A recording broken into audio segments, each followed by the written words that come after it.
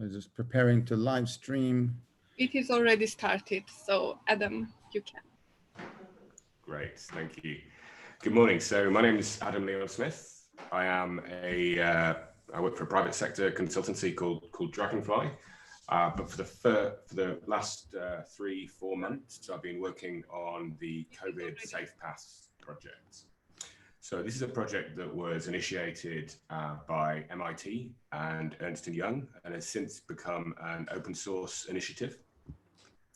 It's a privacy by design approach to contact tracing and exposure notification. And what I'm going to do today is take you through a little bit about the project, a little bit about the roadmap and the vision, and how we've tried to bake privacy in from the start, as well as the security aspects that obviously underpin privacy.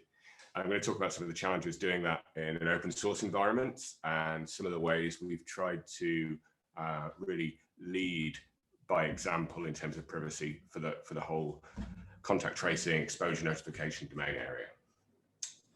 So first of all, what's our mission? We're trying to create healthy and resilient communities by containing the pandemic, revitalizing the economy, and crucially, preserving privacy. It was recognized very early on, I think, by the founders of this project, and particularly MIT, that a key issue relating to things like contact tracing and proximity detection applications was going to be uptake and adoption by citizens. And one of the key things that prevents people from adopting these solutions is the feeling of a loss of privacy. So we really wanted to bake that in from the start. We now have sponsorship from a large range of big corporations. We have over 100+ volunteer developers, engineers, specialists, testers, all working and contributing to the project on a daily basis. We also have people from healthcare authorities involved in the project, people on the ground in different locations around the world, on Caribbean islands and in Africa, in the US, who are contributing to the code and the progress of the project. So not only are people adopting the code that's being published centrally, but they're building on it locally and contributing fixes back in based on the way they actually work with healthcare professionals. We've so far got support for 40 different languages. We've been forked 300 times. We've got 90 health jurisdictions in various levels of engagement. And typically that's under quite strict NDA. People, healthcare authorities that are looking at multiple different apps don't really want it to be in the public domain, what they're looking at until they've made a final decision. As I said, we've got 10 countries who are actually contributing code back. And we've got quite a few jurisdictions who are live in some form of pilot or beta stage.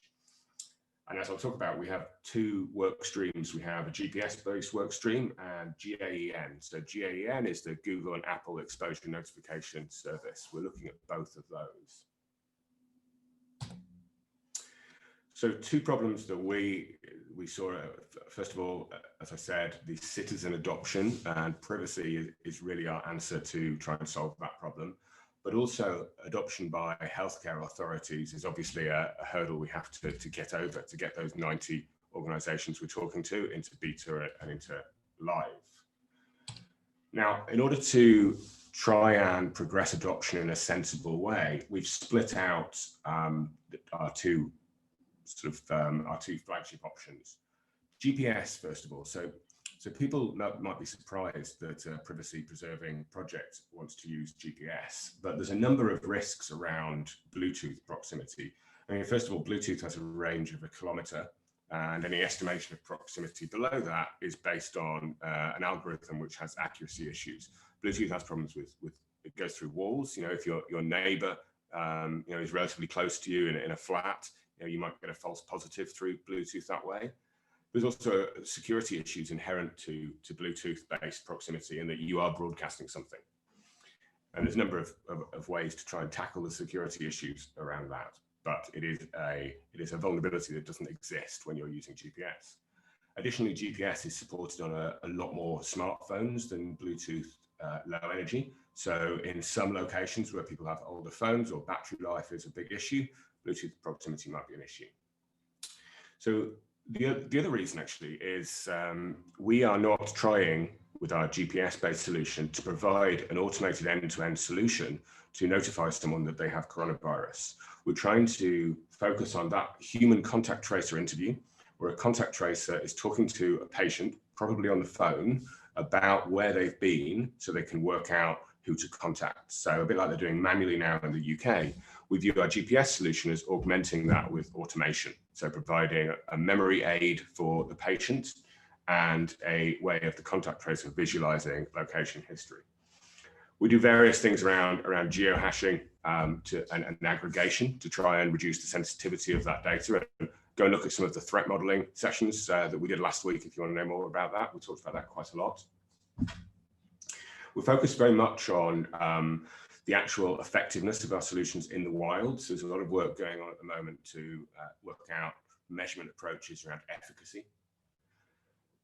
We are very much looking at a roadmap of releases here. So looking at GPS, looking at Bluetooth, looking at other protocols. There's other things in the phone that we can look at using. There's things like beacons that we can look at using. So we're looking at extensible architecture.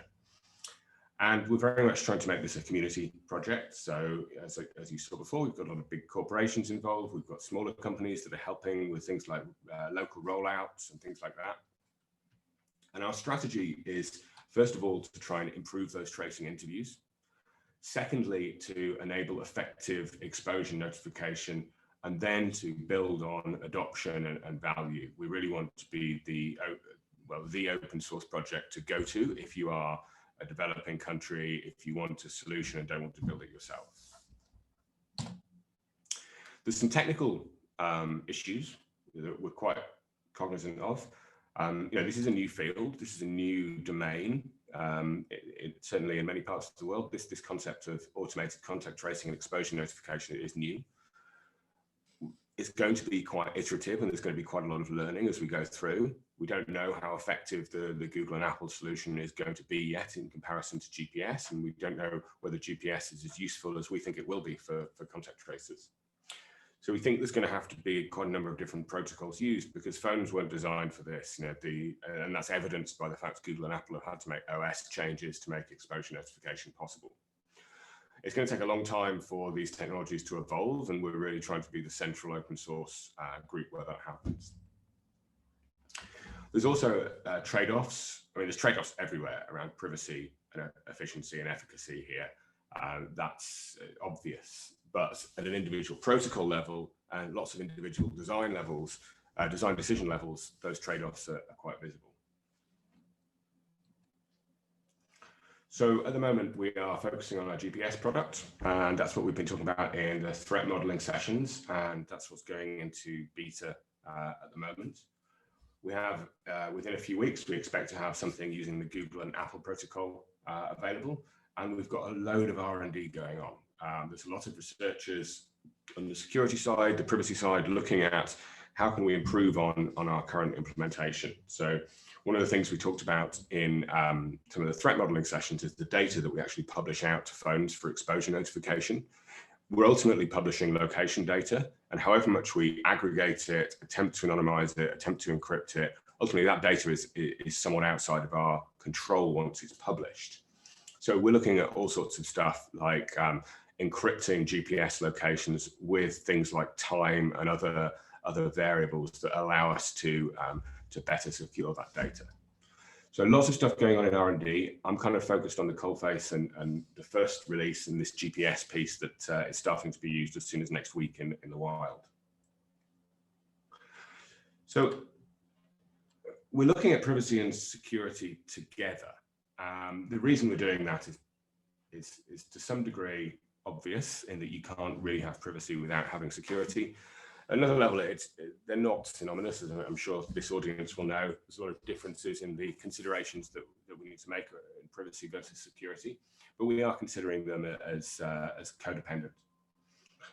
So the challenges we've had, first of all, in taking sort of legal goals, taking strategic goals, taking the vision of the project and trying to map that down to concrete, verifiable principles. And that was one of our first challenges, is really trying to do that mapping and come up with, well, we've stated this high level principle, how are we going to achieve that in code, in deployment infrastructure. Another problem we've had is being very transparent means we're quite vulnerable. Anyone can go through our code, pick holes in it, publish a takedown on Twitter. It also means that any vulnerabilities that we allow to slip into the code are going to be available for bad actors to see. So that is a challenge that we've just got to deal with, and I think that's worth it for the transparency of an open source solution. And I think that's why a lot of people that are involved in the project really did get involved in the first place, is the transparency of an open source solution versus the sort of closed source, centralized things being pursued by certain governments. Another challenge is decentralized decision-making and accountability. And that's just the nature of open source, but a decision can be made one day, it can be reversed the next. A decision can be made to do something, but nobody actually goes and does it. Somebody can volunteer to do something and then not do it for whatever reason.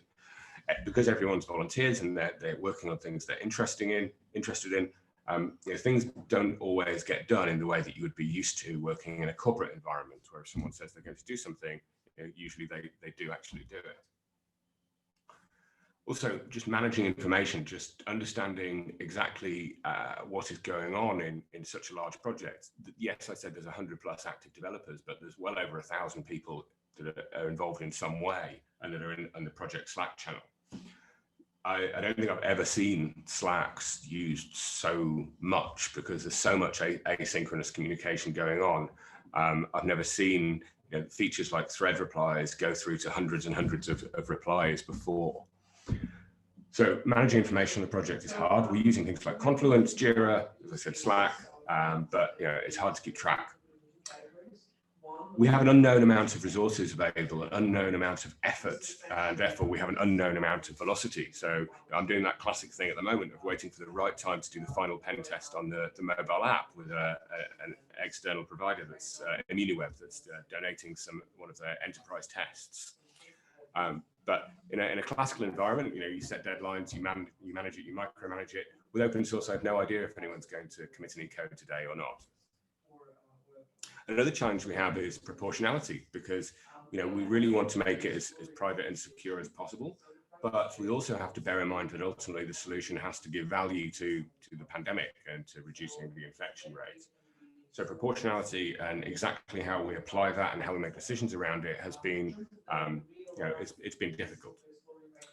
And the final thing, of course, is challenging is urgency.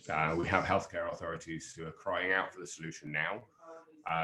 They're downloading the code and installing it, and to a degree, as whatever we find, they're probably going to progress with some rollouts and pilots and things like that anyway. So that's another challenge that we've had to overcome. So to talk about our approach, I think there's kind of 4 key areas that we've focused on. One is the vision. So as I said, there's researchers, privacy specialists, particularly led by MIT, also lawyers from the MIT Law Group, who have been focused very much on solving some of our core challenges. In the implementation stream, we've been focused very much on verifiability. We have these things we call privacy unit tests, which are essentially tests of our privacy principles on individual components. We also, I reached out to some colleagues via the British Computer Society, and an OWASP colleague in London recommended a bunch of OWASP principles for the verification and the testing, which we've adopted en masse, both on the web side and the mobile side.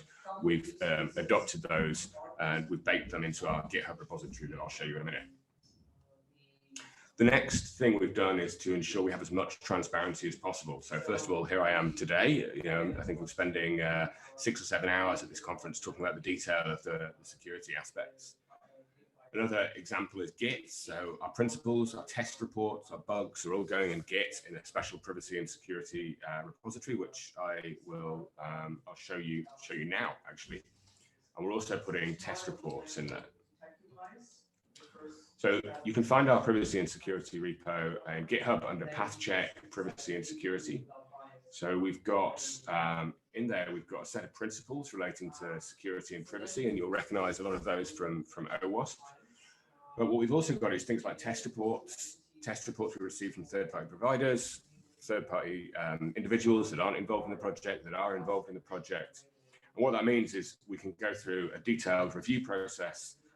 Before anything is committed, we have 2 people review it in GitHub and make sure that the right bugs have been raised, that the security principles have been interpreted correctly, and that we're progressing against plan. So I would really encourage anyone that's interested to go and have a look at this repository. If you want to contribute some security testing, please do. We'd really welcome that.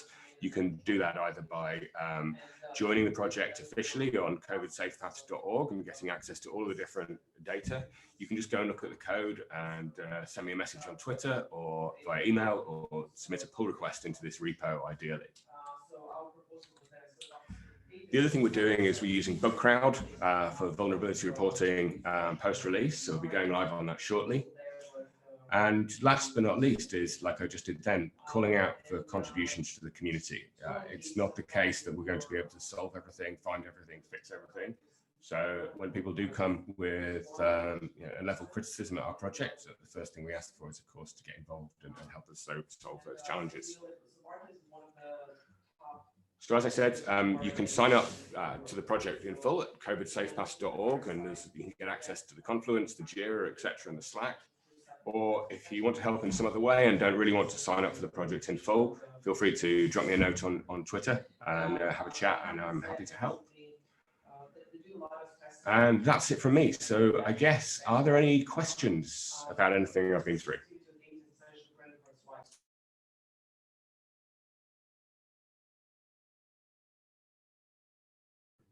I mean, one, can you just show a little bit more about those security principles and adoption that you guys done on OWASP? Because I think that was a really great set of sure. work that we done. So it's a great set of principles.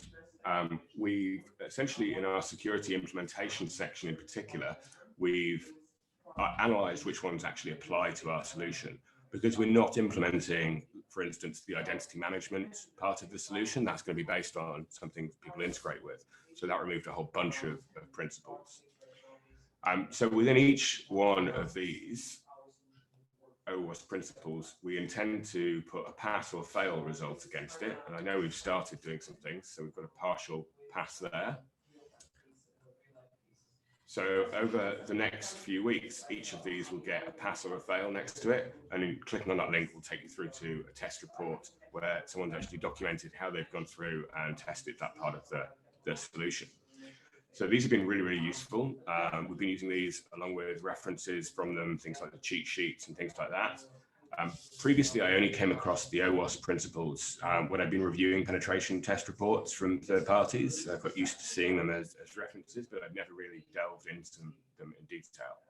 But they give a really good concrete way of implementing security best practices in a really verifiable way.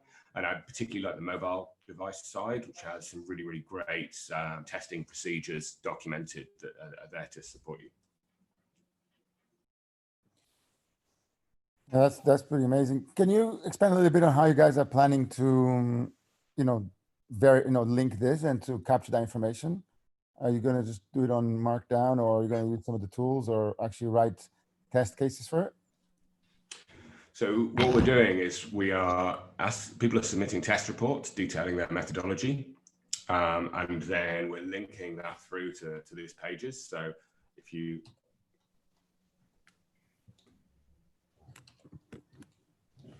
so a test report like this will also include updates to the changes, to the principles, adding the links through to the results. So it's very free form. As I said, the mobile side gives a lot of guidance around how to test it. The website less so. We'll be not just submitting sort of manual markdown test reports against these, but also we're doing things like static analysis reports and things we get from people like ImmuniWeb, and linking these back into the repo. One question: have you done user surveys? Just ask usual people how they find the application, or somehow if they try to use it, and you collect the statistics and so on. So in terms of the healthcare side of the stack that contact tracers use, Yes, because we've got healthcare authorities beating it, we've got things like people from various communities dialing into some of our daily stand-up calls and giving feedback on it.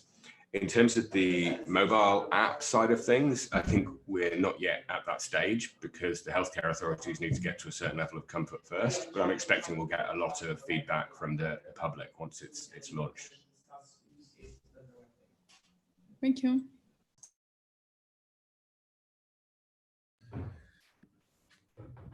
Cool. I think that, thanks for that introduction. And I would just say that I think this is one of those great projects that our community really should adopt and be very involved, because I think it's a real world app doing something very important that actually has real world complexities, which is sometimes the challenge on when we try to show some of these things working. You know, we don't really have sometimes something that has a lot of the realities of real world apps.